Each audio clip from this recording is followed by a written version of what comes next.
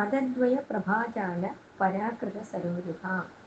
താമരപ്പൂക്കളെ കടത്തിവെക്കുന്ന പ്രഭകളുള്ള രണ്ട് പാദങ്ങളോട് കൂടിയവൾ. ഈ ദേവിയുടെ പാദപത്മങ്ങൾ എങ്ങനെയാണ്? താമരപ്പൂവ് പോലെയാണ്, കൂർമ്മപ്രശ്നം പോലെയാണെന്ന് നേരത്തെ പറഞ്ഞു. അതിൻ്റെ പ്രത്യേകത എന്താ?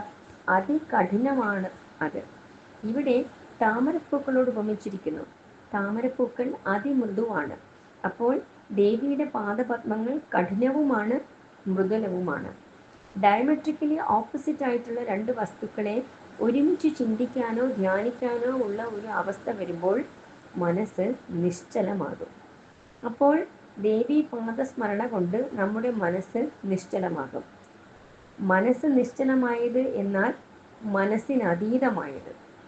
അപ്പോൾ മനസ്സിനെ അതീതമാക്കിക്കൊണ്ടു പോകാൻ ദേവിയുടെ പാദപത്മങ്ങളെ സ്മരിച്ചാൽ മതി എന്ന് ഈ നാമം നമ്മളെ ഓർമ്മിപ്പിക്കുന്നു. ആപത്തുകാലത്ത് നമ്മൾ എന്താ ചെയ്യേണ്ടത്? അമ്മയുടെ പാദപത്മങ്ങളെ സ്മരിക്കുക എന്നാണ്. എത്ര മനോഹരമായ സങ്കല്പമല്ലേ!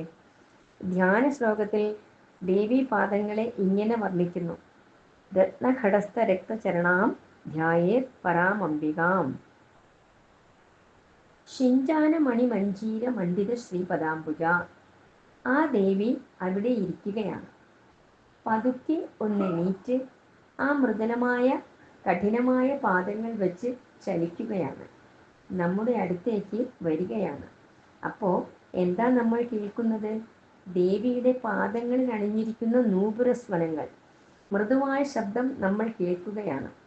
ഈ ദേവിയുടെ സ്ഥൂല വർണ്ണനയിൽ അഥവാ രൂപവർണ്ണനയിൽ മൂന്നെണ്ണത്തിൻ്റെ സാന്നിധ്യം നമ്മൾ കണ്ടു. നിറങ്ങൾ, മണങ്ങൾ, ശബ്ദങ്ങൾ. നാമരൂപമണങ്ങളുടെ കളിയാണ്.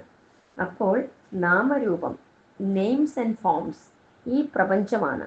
ഈ പ്രപഞ്ചത്തിലുള്ള എല്ലാറ്റിനും ഒരു നാമവും നാമമുള്ള എല്ലാറ്റിനും ഒരു രൂപവുമുണ്ട്. അപ്പോൾ ദേവി നാമരൂപമണങ്ങൾ അടങ്ങിയവളാണ് എന്ന് പറഞ്ഞാൽ ഈ ഗുണപൂർണമായ പ്രപഞ്ചമാണ് ദേവി. നാമരൂപങ്ങൾ അടങ്ങിയ ഈ പ്രപഞ്ചം വാസ്തവത്തിൽ ആരാണ്? ദേവിയാണ്. നമ്മളൊക്കെ അപ്പോൾ ആരാണ്? ദേവിയാണ്. ഇവിടെ നമ്മൾ ഒന്ന് തിരിഞ്ഞു നോക്കിയാൽ ആദ്യത്തെ നാമം മുതൽ ദേവി ആരാണ് എന്ന് സത്യം മുഴുവൻ പറഞ്ഞു വെച്ചു. അത് മനസ്സിലാകാത്തവന് അടുത്ത നാമം അങ്ങനെ അൺഫോൾഡ് ചെയ്തു വരികയാണ്. സഹസ്രനാമത്തിൻ്റെ അവസാനത്തിലെത്തുമ്പോൾ നമുക്ക് സത്യത്തെ മനസ്സിലായിരിക്കണം. കച്ചബി എന്ന വീണാനാദത്തെ പറഞ്ഞു, വൈഖരി ശബ്ദമായ സല്ലാപത്തെ പറഞ്ഞു, അരയിൽ കെട്ടിയിട്ടിരിക്കുന്ന മണിനാദത്തെക്കുറിച്ച് പറഞ്ഞു,